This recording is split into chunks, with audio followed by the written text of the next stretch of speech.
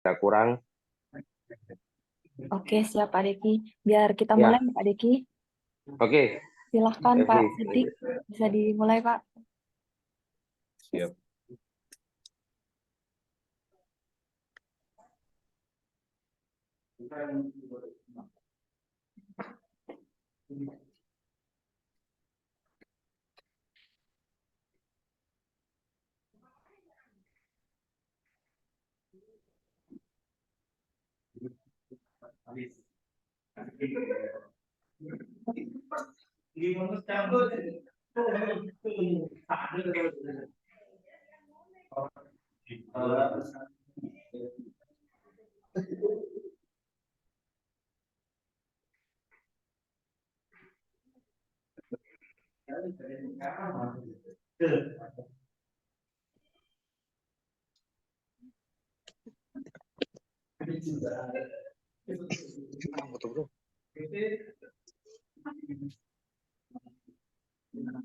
Baik, langsung saja kita mulai. Bismillahirrahmanirrahim. Assalamualaikum warahmatullahi wabarakatuh. Selamat pagi, Bapak Ibu. Alhamdulillah, puji syukur kehadirat Allah Subhanahu wa Ta'ala yang telah memberikan rahmat dan hidayah kepada kita semua sehingga kita bisa berkumpul di sini dalam keadaan sehat walafiat.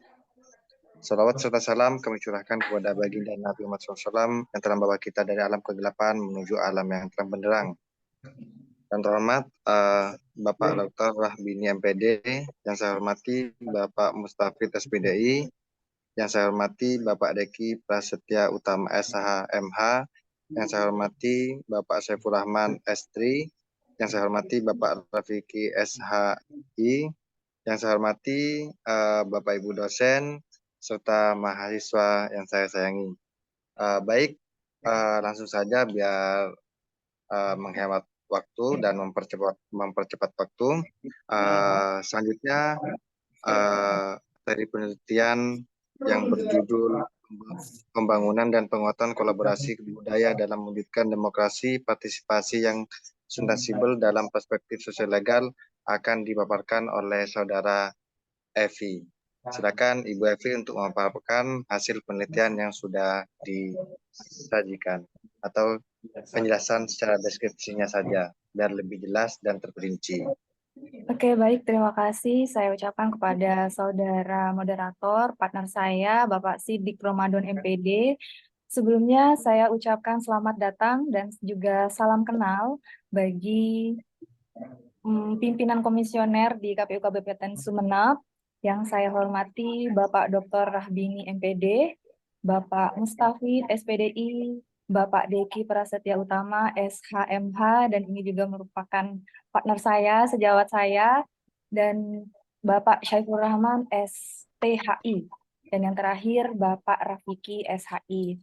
Syukur Alhamdulillah pada kesempatan yang sangat berbahagia ini kami bisa melaksanakan kegiatan Lokakarya, di mana kegiatan Lokakarya ini bertujuan untuk menyampaikan hasil dari penelitian kami yang sudah selama ini kami susun dan kami mendapatkan data juga dari berbagai platform, baik itu dari yang bersumber dari KPU sendiri, dari website KPU, kemudian hasil dari wawancara singkat saya dengan Pak Deki, dan juga dari beberapa sumber yang lainnya.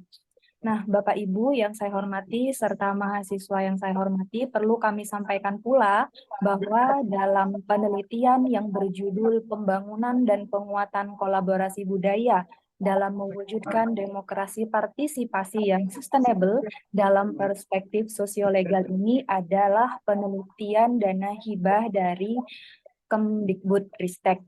Jadi penelitian ini dibiayai dengan skema PDP, penelitian dosen pemula tahun 2023 yang diketuai oleh AA Muhammad Insani Rahman SHMH, yang kebetulan pada kesempatan kali ini beliau bisa hadir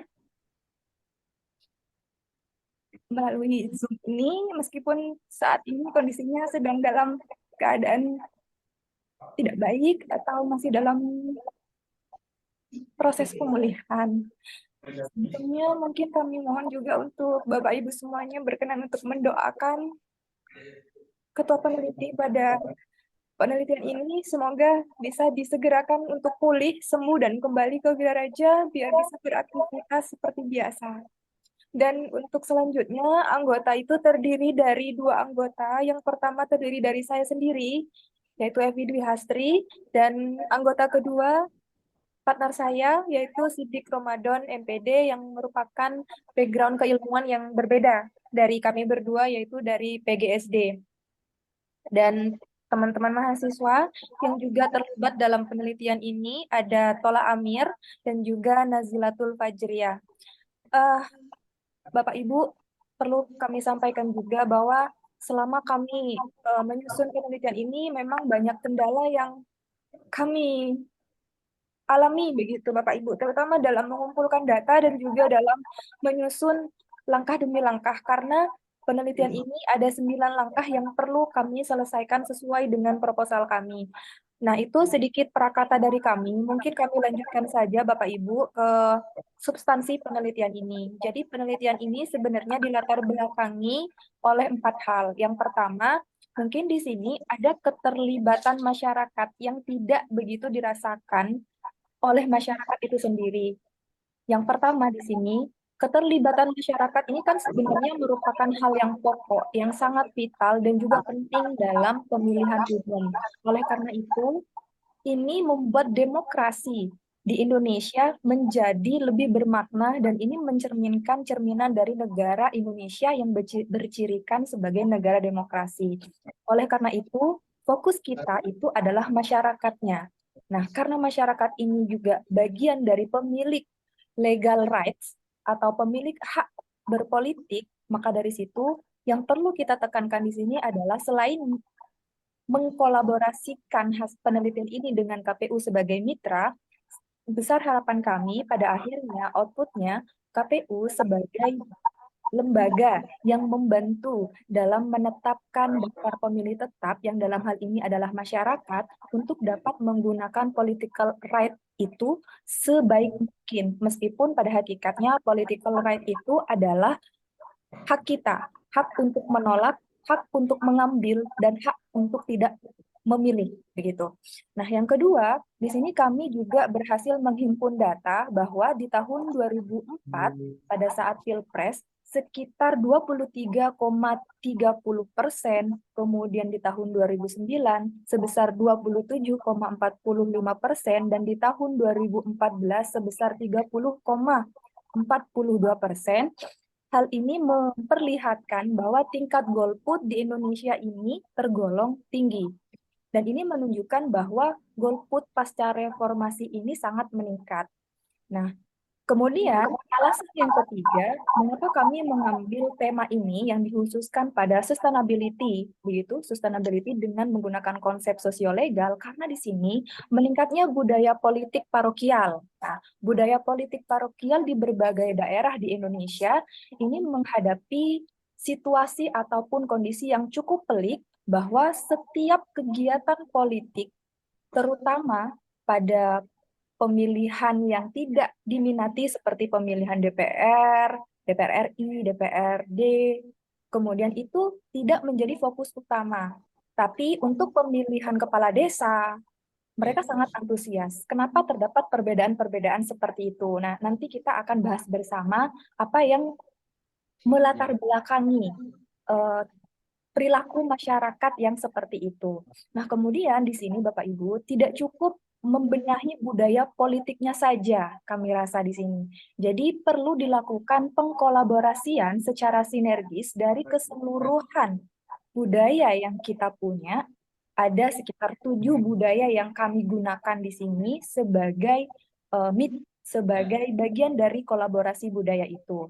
Nah, secara sinergis, sehingga objek kajiannya ini meliputi latar belakang lahirnya peraturan yang nantinya akan berkorelasi juga terhadap efektivitas di masyarakat itu seperti apa, kemudian bagaimana sosialisasi hukum sehingga tercapai dan dapat dipahami oleh masyarakat itu sendiri, khususnya masyarakat yang notabene masih berpikiran konservatif.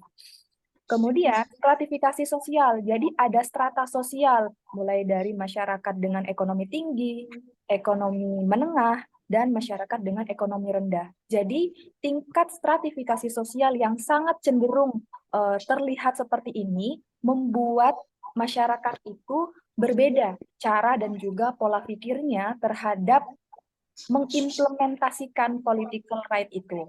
Kemudian yang selanjutnya di sini ada social culture dan perubahan-perubahan sosial. Sehingga kami berkesimpulan bahwa budaya politik parokial ini sebenarnya akan menjadi momok, akan menjadi simalakama bagi sistem pemerintahan di Indonesia yang katanya demokrasi, dan ini menjadi ancaman terhadap keberlanjutan partisipasi masyarakat terhadap budaya berpolitik dalam sistem penyelenggaraan bernegara. Sehingga pada penelitian ini akan dilakukan pengkajian dan juga analisis terhadap konsep kolaborasi dari berbagai budaya pokok dan juga sinergitasnya dengan sosiologi hukum. Nah, itulah kenapa kami tertarik menggunakan sosiolegal pada penelitian kali ini dengan pendekatan interdisipliner dan juga pendekatan budaya. Apakah nantinya pendekatan ini, kemudian konsep sosiolegal, sosiologi hukum di dalamnya, apakah dapat menjawab tantangan dalam menangani fenomena golongan putih atau golput ini, dan juga dapat menekan tingkat budaya politik parokial di Indonesia, dan juga bagaimana nih keberlanjutannya untuk melakukan strategi pembangunan dan juga penguatan kolaborasi budaya. Sebenarnya itu Bapak Ibu yang ingin kami analisis. Nah, sehingga ada hasil analisis yang sudah berhasil kami himpun berdasarkan data dan juga berdasarkan hasil observasi lapang yang sudah kami lakukan. Jadi pada tahap ini, pada tahap akhir, pada proses penelitian ini dilakukan koordinasi dengan KPU Kabupaten Sumeneb. Khususnya kemarin saya cukup berbincang lama begitu dengan Pak Deki sebagian besar dan juga Bu Sekretaris KPU Kabupaten Sumeneb. Saya sudah berhasil menghimpun, sehingga selain itu juga untuk bisa berkolaborasi dengan KPU Kabupaten Sumeneb dengan seluruh stakeholder yang terkait dalam berkolaborasi untuk dapat menargetkan masyarakat dapat berperan aktif dalam mensukseskan pada pemilihan umum di tahun 2024. Nah, selain itu juga dalam melakukan pengumuman, sosialisasi, kemudian menjabarkan program-program dari KPU pada penyelenggaraan pemilihan di tahun 2024 yang sebentar lagi akan terlaksana ini kami sudah berhasil menghimpun. Sehingga dari hasil studi ini ada beberapa dampak yang dihasilkan ataupun impact of political parokial. Jadi, yang pertama di sini ada tingkat keterlibatan sosial yang rendah. Hal ini muncul dari pemahaman dan juga kepedulian terhadap kemajuan bangsa yang masih belum tertanam dengan baik, Bapak Ibu. Dan hal ini tidak menjadi prioritas bersama karena kesadaran yang sangat berorientasi pada kepentingan individu ini cenderung hanya dilibatkan oleh oknum-oknum tertentu. Kemudian yang kedua, di sini ada keterwakilan pemimpin yang dirasa oportunis. Jadi dalam demokrasi ini, pemimpin itu dipilih berdasarkan suara rakyat. Sedangkan golput ini dapat menghasilkan pemimpin yang mungkin sepenuhnya tidak mewakili atau tidak mencerminkan keinginan dari aspirasi masyarakat. Sehingga dengan perilaku golput yang seperti itu, Bapak Ibu, akan menghasilkan keterwakilan pemimpin yang oportunis. Kemudian yang ketiga, di sini dampak dari adanya budaya politik parokial, kalau kita tidak segera untuk menyelesaikan permasalahan-permasalahan ini, jadi adanya perubahan kebijakan yang tidak menguntungkan.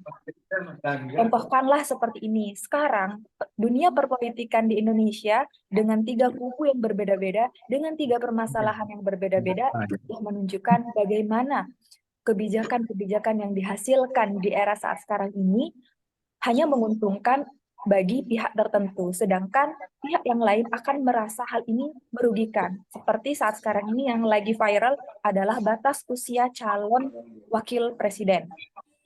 Kemudian yang selanjutnya, perubahan kebijakan yang tidak menguntungkan sudah, kemudian penurunan legitimitas pemerintah.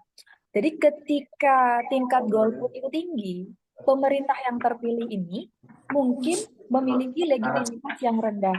Dan itu dapat mengurangi kepercayaan publik pada pemerintah dan juga mengakibatkan ketidakstabilan politik dan juga keberlanjutan sistem politik itu.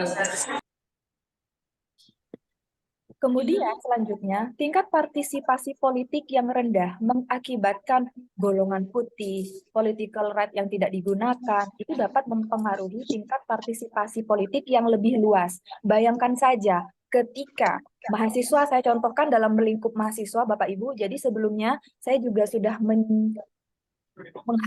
mengisi materi dalam kajian fakultatif di Fakultas Hukum, bagaimana peran mahasiswa dalam mensukseskan pemilu di tahun 2024, saya katakan bahwa di sini mahasiswa juga memiliki peran yang kuat.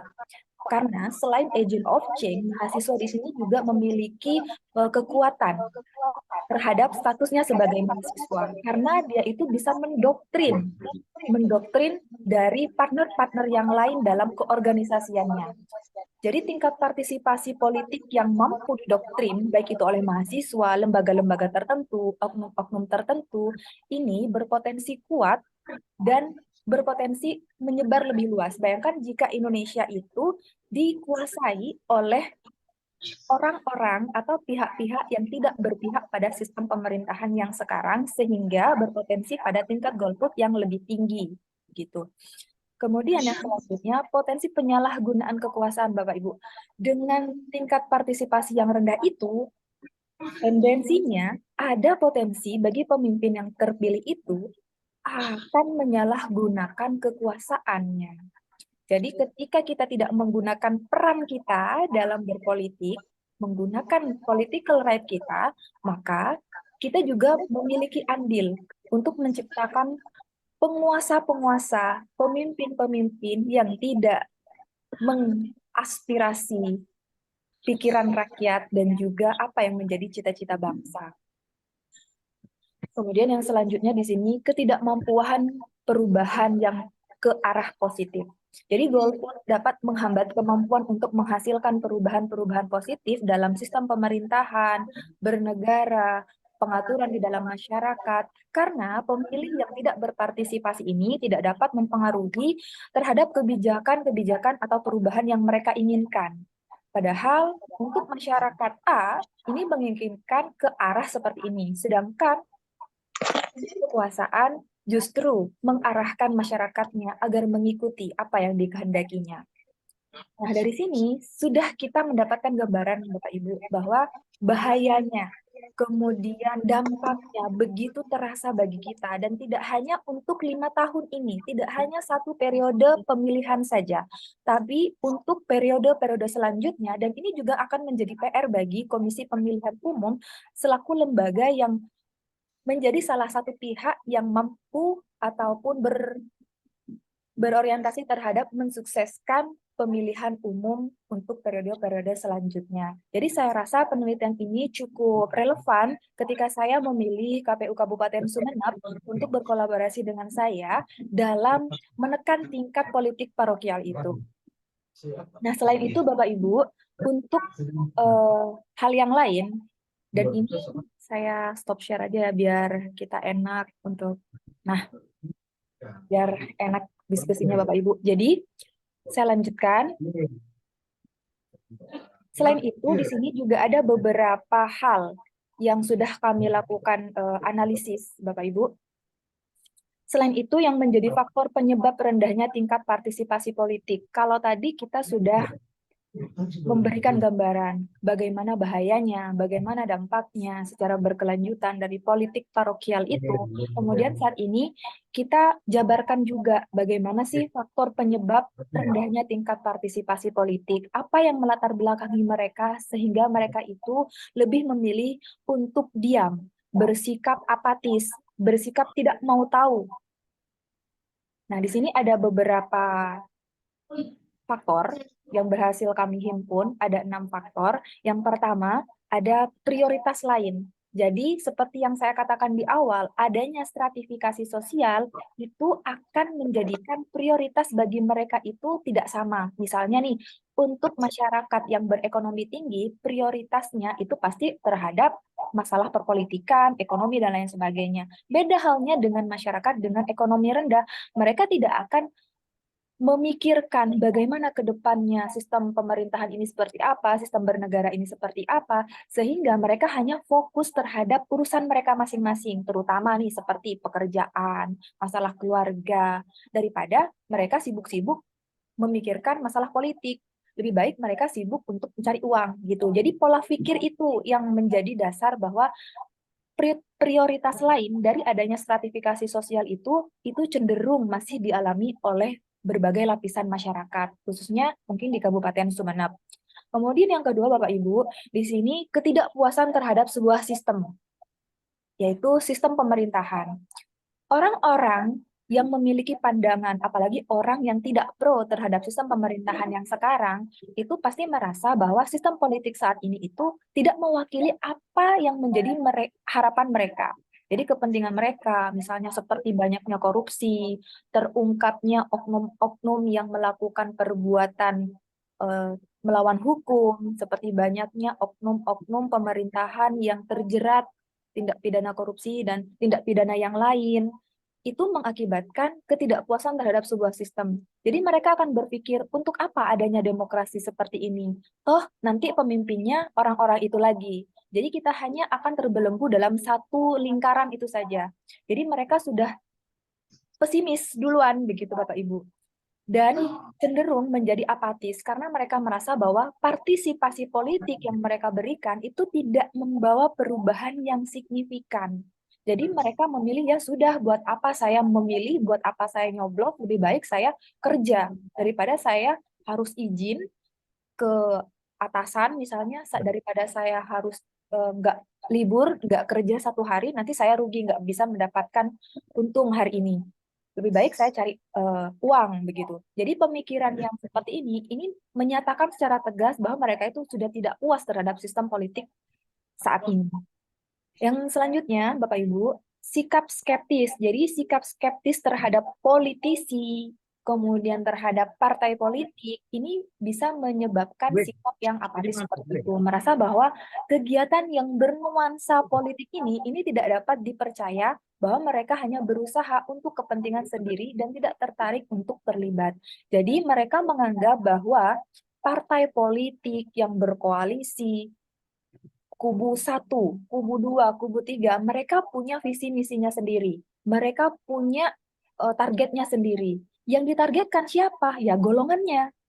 Nah, mereka menganggap ketika saya tidak memilih dari ketiga golongan tersebut, apakah saya nantinya akan diperhatikan juga? Nah, itu pemikiran-pemikiran yang sebenarnya perlu kita luruskan lagi. Perlu kita yakinkan kepada masyarakat bahwa kita di sini memiliki political rights, sudah dijamin oleh undang-undang, sudah dijamin oleh konstitusi, kita gunakan. Sedikit banyaknya dari peran kita, meskipun hanya satu suara yang kita miliki, kita juga berkontribusi terhadap keberlanjutan dari sistem pemerintahan di negeri ini. Kemudian yang selanjutnya Bapak Ibu, yang juga saya sudah sempat baca dari hasil laporan KPU Kabupaten Sumeneb, saya mengambil sampel di tahun 2019 untuk pemilihan umum di Kabupaten Sumeneb, dan ini menunjukkan rata-rata sekitar 10% tingkat golput yang terjadi pada periode pemilihan umum di tahun 2019 Kabupaten Sumeneb. Dan rata-rata informasinya itu adalah kurangnya informasi. Jadi ketidaktahuan atau kurangnya pemahaman tentang isu-isu politik dalam menyebarkan informasi tentang bagaimana sistem pemilihan umum. Orang yang tidak tahu atau tidak memahami masalah-masalah politik ini mungkin akan terasa sulit untuk terlibat, dan strategi untuk mensosialisasikan yang belum paham, terutama terhadap masyarakat-masyarakat yang masih tradisional, masyarakat yang masih konservatif seperti ini, jarang menggunakan media, jarang menggunakan platform. Jadi selain kita menggunakan teknologi informasi, kita juga memerlukan pendekatan-pendekatan yang lain. Misalnya pendekatan persuasif, pendekatan behavioral. Kemudian yang selanjutnya, kehilangan kepercayaan. Ini tidak jauh berbeda juga, dengan yang pertama tadi, bahwa adanya sikap yang skeptis dan ketidakpuasan terhadap sistem. Dan ini kehilangan kepercayaan, kekecewaan terhadap sistem pemerintahan atau lembaga politik tertentu dapat menyebabkan di kemudian hari mengarah pada sikap apatis dan juga skeptis itu tadi. Dan yang terakhir di sini ada ketidakpedulian secara sosial, sehingga budaya yang kurang memotivasi atau menghargai terhadap partisipasi politik nantinya dapat menyebabkan sikap tersebut menjadi lebih luas dalam masyarakat. Misalnya nih, untuk daerah Kabupaten Sumeneb, di daerah-daerah barat atau di daerah bagian timur, bagian selatan, itu kepercayaan dan juga tingkat kepedulian sosialnya itu mungkin bisa diukur melalui berbagai macam metode, misalnya melalui metode angket, melalui metode wawancara, dan lain sebagainya. Nah, ketidakpedulian sosial ini melalui pengukuran yang seperti itu seharusnya kita mampu menyelesaikan dengan sebuah solusi. Nah, kami di sini hadir untuk berkolaborasi dengan Bapak Ibu, terutama di KPU Kabupaten Sumeneb yang saat ini sudah hadir pada Zoom meeting pada pagi hari ini. Mungkin ini adalah salah satu ikhtiar kita bagaimana kita berperan untuk mensukseskan pemilihan umum. Tidak hanya untuk tahun 2024 ini, tapi bagaimana kita bisa lakukan cara-cara seperti ini untuk persiapan pemilu yang akan datang dan secara berkelanjutan. Nah, jadi Bapak Ibu, strategi yang dapat dilakukan berdasarkan pendekatan interdisipliner, berdasarkan pendekatan budaya tadi adalah dengan cara mengkolaborasikan secara sinergis dari semua unsur budaya. Di sini saya tekankan lagi bahwa tidak hanya budaya politiknya yang perlu kita perbaiki, tapi kita juga perlu untuk mengkolaborasikan yaitu budaya hukum, budaya komunikasi, budaya pendidikan, dan kebetulan di sini partner saya dari bidang pendidikan bisa memberikan berbagai macam cara dan juga metode untuk menyampaikan aspirasi-aspirasi bagi peserta didik, bagi siswa, agar bisa menggunakan hak pilihnya, menggunakan political right-nya, tidak hanya mereka yang sudah berusia cukup atau dapat dikatakan memiliki hak pilih, tapi mulai dari dini, sejak dini, kepercayaan terhadap sistem demokrasi itu harus tetap ditanamkan. Jadi mungkin partner saya, Pak Sidik, ini sudah mulai melakukan cara-cara pendekatan-pendekatan melalui budaya pendidikan itu. Kemudian yang selanjutnya, selain itu juga ada budaya seni atau seni budaya. Ada adat istiadat dan yang terakhir sosial budaya. Dari sini harapan kita nanti KPU Kabupaten Sumeneb dan bersama kami juga di suatu kesempatan lain mungkin bisa menggunakan cara-cara itu tidak hanya dalam bentuk sosialisasi, tapi menggunakan cara-cara yang lain, misalnya dalam sebuah pagelaran. Jadi, kadangkala dan pada waktu itu, pada saat Universitas Wiraraja menyelenggarakan Disnatalis yang ke-37 di Pendopo, Kabupaten Sumeneb, yang kebetulan pada saat itu berkolaborasi dengan Lodruk. Nah, di situ masyarakat sangat antusias. Jadi kami mempromosikan apa yang dimiliki oleh Universitas Wiraraja dalam bentuk drama komedi, yaitu dalam bentuk Lodruk, mereka dapat mencerna dengan baik ternyata. Dan mereka alhamdulillah mengerti apa yang dimaksud dengan penerimaan mahasiswa baru, kemudian beasiswa dan lain sebagainya. Mereka paham. Jadi alangkah lebih baiknya kita juga menggunakan pendekatan-pendekatan seperti ini, kolaborasi seperti ini untuk menyuarakan bahwa political right yang dimiliki itu tidak untuk tidak dilaksanakan, tapi mereka harus gunakan. Tapi selain itu, mungkin dari sini kami juga memiliki kontribusi kuat agar dalam sistem peraturannya, dalam sistem regulasinya, nanti kami memiliki bahan yang dapat dijadikan sebagai rujukan agar dibuat kebijakan baru. Misalnya nih Bapak Ibu, kalau bisa kita tarik kepada hal-hal yang bersifat sanksi begitu Bapak Ibu, kalau ditanyakan apakah golput itu dapat dipidana, jadi memang tidak ada sanksinya bagi orang yang golput begitu. Jadi ketika hal ini masih dirasa longgar, Oke, jadi ketika hal ini masih dirasa longgar, jadi masyarakat akan memilih untuk tidak menggunakan hak pilihnya seperti itu. Seperti misalnya yang dituangkan di dalam pasal 284 Undang-Undang Pemilu nomor 7 tahun 2017 bahwa dalam hal terbukti pelaksana dan tim kampanye pemilu itu menjanjikan atau memberikan uang atau materi lainnya sebagai imbalan kepada peserta kampanye pemilu secara langsung atau tidak langsung, yang pertama untuk tidak menggunakan hak pilihnya, maka itu dapat dipidana. Itu hanya diperuntukkan bagi mereka, tim kampanye, tidak untuk yang golput. Nah, saya rasa ini sudah cukup baik, tapi perlu juga kebijakan-kebijakan yang lain yang juga mengarah kepada kewajiban mereka untuk berperan serta aktif dan tetap menggunakan hak pilihnya, bukan malah tidak menggunakan hak pilihnya. Begitu. Nah, sehingga dari sini penyelesaian masalahnya itu terletak pada bagaimana strategi pembangunan dan juga penguatan kolaborasi budaya ini dibentuk berdasarkan landasan yuridis, sosiologis, filosofis, dan juga historis. Nah, mungkin Bapak Ibu, itu pemaparan secara singkat dari saya terkait hasil penelitian kami. Selebihnya saya kembalikan lagi kepada Sidik Ramadan. Silahkan. Baik, terima kasih Ibu Evi sudah memaparkan hasil penelitian pembangunan dan penguatan kolaborasi budaya dalam mewujudkan demokrasi partisipasi yang sustainable dalam perspektif sosio-legal. Terima kasih sudah memaparkan hasil penelitiannya. Selanjutnya, mungkin Bapak ada masukan atau saran dari penelitian kami, mohon untuk disampaikan sehingga penelitian ini yang nantinya akan bisa dikatakan sempurna apabila ada masukan dan saran dari Bapak-Bapak semuanya. Dipersilakan untuk Bapak-Bapak barangkali ada masukan atau saran untuk penelitian kami, dipersilakan.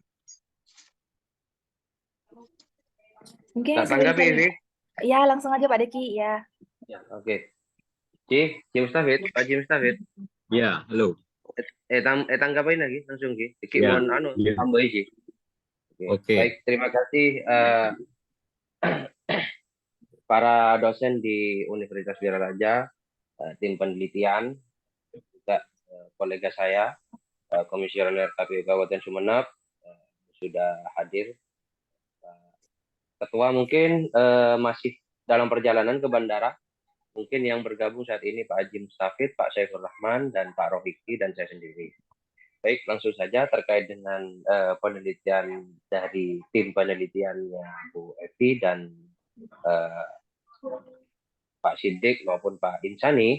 Jadi saya kira itu sudah cukup lugas, tetapi tolong nanti terkait dengan penelitian-penelitian agar dilapisi juga dengan regulasi-regulasi terkait dengan kepemiluan, misalnya yang sudah disebutkan tadi, Undang-Undang nomor 7 tahun 2017 sebagaimana diubah dengan Undang-Undang nomor 7 tahun 2023 tentang pemilihan umum, dan juga petunjuk teknisnya baik itu PKPU, Perbawaslu misalnya kan, ya, kalau di Bawaslu terkait dengan pengawasan, kalau di KPU terkait dengan teknis-teknis penyelenggaraan, dan juga ada DKPP, di mana DKPP itu adalah Dewan Kehormatan Penyelenggara Pemilu yang menangani kode etik terkait dengan dugaan pelanggaran yang dilakukan oleh penyelenggara pemilu, dalam hal ini KPU ataupun Bawaslu beserta juga jajarannya. Jadi terkait dengan sosialisasi misalnya kan, jadi nanti tolong juga datanya disinkronkan dengan yang ada di KPU Kabupaten Sumeneb. Silahkan misalnya data itu diambil langsung dari website, misalnya dari website KPU Kabupaten Sumeneb. Tidak apa-apa, tapi alangkah baiknya juga disinkronkan dengan data-data yang Pak Evi miliki, ya kan, terkait dengan misalnya tadi disebutkan angka golput itu sangat tinggi dari pemilu ke pemilu.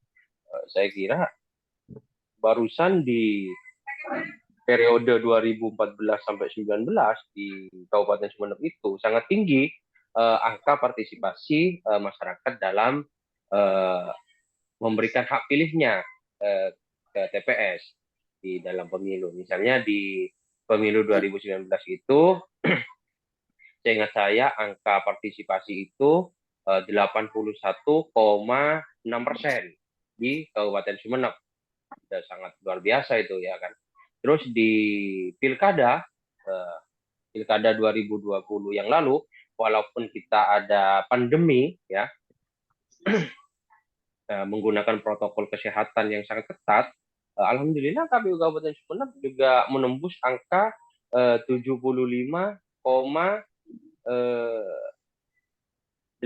kalau tidak salah ya, 75,8% angka partisipasi masyarakat. Tentunya ada kenaikan dari pilkada 2015 yang lalu, sekitar kalau tidak salah itu angka parmasnya itu 66 kalau tidak salah. Sekarang di 2015 pilkada Sumeneb, dan sekarang di pilkada 2020 yang lalu malah naik sekitar 9-10% lah. Jadi ada kenaikan. Itu kenapa? Bukan hanya semata-mata KPU mensosialisasikan, tidak, tapi KPU bekerja sama semua dengan stakeholder terkait, baik dengan partai politik, dengan bacaleknya ya kan, untuk mensosialisasikan dirinya, program-programnya. Jadi KPU tidak bisa hanya bekerja sendiri, walaupun KPU itu sudah mensosialisasikan baik secara anggaran, budgeter maupun non budgeter. Jadi KPU juga selalu berkoordinasi, berkomunikasi, bersinergi dengan stakeholder terkait untuk mensukseskan pemilu maupun pemilihan. Terkait dengan stabilitas politik, saat ini saya kira stabilitas politik di Indonesia sangat baik lah, ya kan? Karena apabila stabilitas politik tidak baik, tentu akan berakibat kepada semuanya di semua sektor saya kira. Nah, stabilitas politik ini menurut saya salah satu penentu untuk menjaga stabilitas keamanan, ya, pertahanan dan keamanan, stabilitas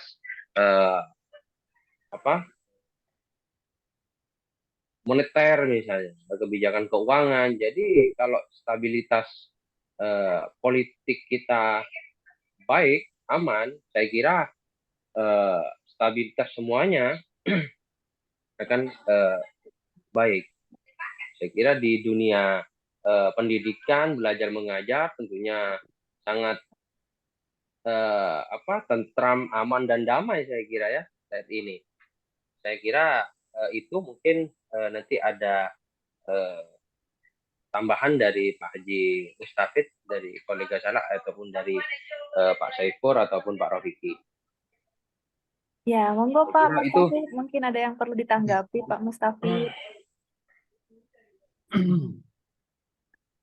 Baik, Assalamualaikum warahmatullahi wabarakatuh.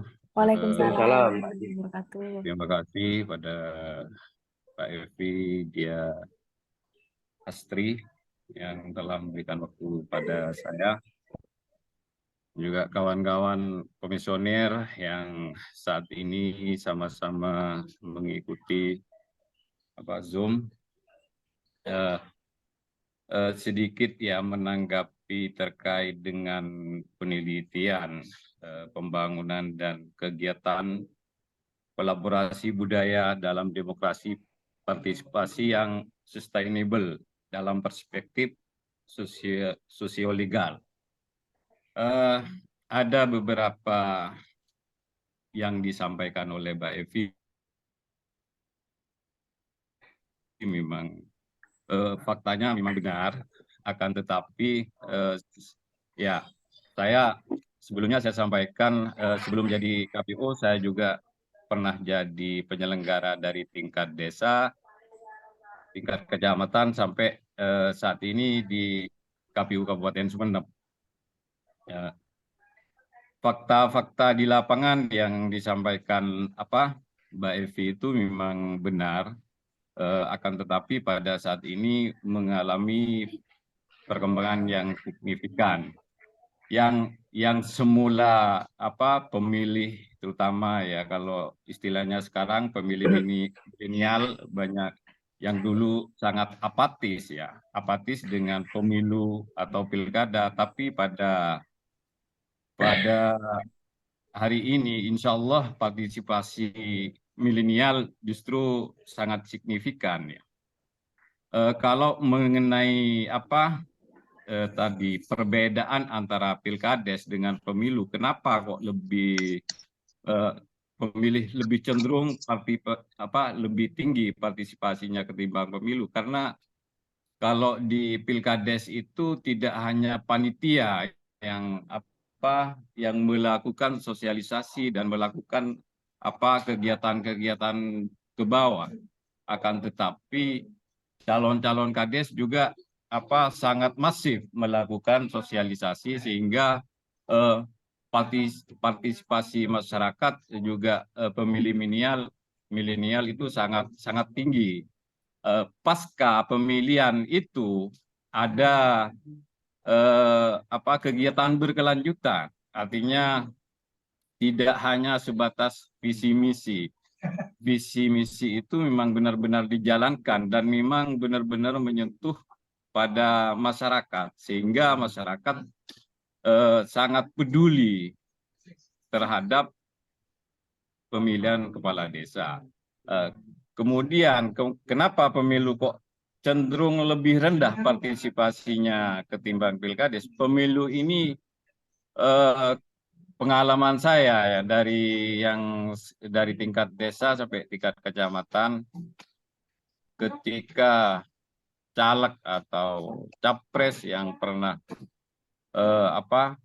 berkampanye dan menyampaikan visi misinya, terus menyampaikan janji-janji manisnya, sehingga kemudian jika mereka terpilih menjadi pemimpin, mereka itu lupa dan melupakan janji-janji yang pernah disampaikan pada rakyatnya gitu, sehingga mereka tidak percaya, bahkan apatis untuk memilih di pemilu berikutnya, sehingga tidak ada kegiatan berkelanjutan. Dan sebagian masyarakat menilai artinya yang disasar hanya orang-orangnya saja atau kelompoknya gitu, sehingga ini yang membuat pemilih itu partisipasinya cenderung turun. Nah, dari kami KPU yang dilakukan sampai hari ini seperti yang disampaikan oleh Mbak Evi tadi, cara-cara sosialisasi untuk meningkatkan partisipasi masyarakat pemilih milenial, cara-cara pergelaran juga sudah dilakukan di tingkat provinsi, kabupaten, kota, yakni dengan cara melakukan kirap pemilu ya, dari desa dari kecamatan ke KPU kabupaten kota, sehingga antusias masyarakat dan pemilih milenial itu saya yakin sudah tidak seperti dulu lagi, dan insya Allah sangat peduli. Bahkan suara-suara mereka harus dipastikan juga sangat menentukan masa depan bangsa. Itu. Sehingga bahwa kami ini memberikan pendidikan politik yang sangat bahwa ini benar-benar menentukan masa depan bangsa, sehingga mereka sangat peduli, gitu, terutama pemilih milenial. Dan terkait dengan sosialisasi yang dilakukan selama 5 bulan sampai hari ini, sudah dilakukan 5 bulan dari kabupaten kota, termasuk kalau di Sumeneb ada Pak Rafiki ya, yang berkompeten untuk menjelaskan secara detail apa saja yang dilakukan oleh KPU Sumeneb ya, termasuk nonton bareng dengan santri di pondok pesantren dan nonton bareng di kampus gitu. Mungkin itu saja yang bisa saya sampaikan. Selebihnya mungkin ini Pak Rafiki Tansil sebagai divisi sosialisasi dan partisipasi masyarakat ini lebih berkompeten untuk menyampaikan secara detail. Mungkin sekian saja, cukup dari saya. Wassalamualaikum warahmatullahi wabarakatuh. Waalaikumsalam tuh. Waalaikumsalam warahmatullahi wabarakatuh. Terima kasih Mungkin banyak. ada masukan lagi dari Bapak-Bapak. Pak Rofiki nggak masuk sepertinya ya, Vi? Belum Pak, belum masuk, belum gabung ini Pak. Ya, itu ada kegiatan Vi di luar, Vi. Mungkin nanti bisa inilah apa komunikasi tatap muka Oke, siap Pak. dengan Pak Rofiki. Saya kasih nomornya Pak Saifur terkait dengan perencanaan data dan informasi. Terus Pak Ketua terkait dengan keuangan umum dan logistik, karena pemilu ini satu kesatuan ya, tidak terpisahkan, karena kami berlima itu kolektif kolegial di KPU, jadi bukan single factor ya. Jadi kalau di instansi-instansi lainnya ketika pimpinannya itu paling tinggi itu kepala misalnya ya kan, itu kan sudah menjadi ini. Tapi kalau di KPU itu walaupun ada ketua, tentunya kami berlima itu ketika ada rapat pasti diplenokan dan diputuskan bersama. Itulah bedanya instansi lembaga KPU dengan lembaga lainnya, karena kami kolektif kolegial, jadi satu kesatuan itu tidak terpisahkan. Kita itu mungkin nanti misalnya Pak Rofiki belum bisa bergabung ataupun Pak Saifur tadi juga sempat masuk sepertinya keluar, itu bisa nanti komunikasi tatap muka ataupun melalui via telepon. Nanti saya kirim nomornya. Kalau saya kira data yang kami sampaikan melalui Zoom ini, pernyataan-pernyataan kami, baik saya maupun Pak Jim Stafid, saya kira kurang. Ataupun nanti butuh tambahan data-data, bisa mengajukan permohonan data ke KPU Kabupaten Sumeneb secara bersurat. Saya kira itu. Ya, terima kasih banyak Pak Deki, Pak Mustafid atas masukan kepada kami. Kami masukkan juga apa yang sudah disampaikan oleh Pak Deki, Pak Mustafid. Misalnya Pak Mustafid tadi bilang bahwa kirab budaya sudah dilakukan upaya-upaya pendekatan melalui kebudayaan. Kemudian Pak Deki tadi bilang dimasukkan sumber hukumnya, peraturan perundang-undangannya. Kemudian KPU itu tidak hanya bekerja sendiri, tapi berkolaborasi juga dengan stakeholder yang lain seperti Bawaslu dan pihak-pihak yang lain untuk mensukseskan sosialisasi terkait pemilihan umum ini. Baik, terima kasih Pak Deki, Pak Mustafid, teman-teman mahasiswa yang sudah hadir. Terima kasih banyak. Nanti akan kami tindak lanjuti, misalnya ada yang kurang, data yang kurang, kemudian untuk penyelesaian di akhir penelitian ini. Selebihnya saya kembalikan lagi kepada saudara saya, Bapak Sidik Ramadan. Silakan. Baik, Bapak-Bapak, terima kasih atas masukan dan sarannya. Untuk tindak lanjut selanjutnya, nanti kami akan ke kantor KPU untuk mewawancarai tindak lanjut yang masih kurang. Terima kasih. Demikianlah Zoom hari ini kami tutup dengan bacaan hamdalah. Alhamdulillah. Taufik wal hidayah. Wassalamualaikum warahmatullahi wabarakatuh. Waalaikumsalam warahmatullahi Terima kasih wabarakatuh. banyak Pak Baik. Mustafid, Pak Deki. Terima kasih. Terima kasih banyak Pak. Izin. Mohon izin di Zoom-nya.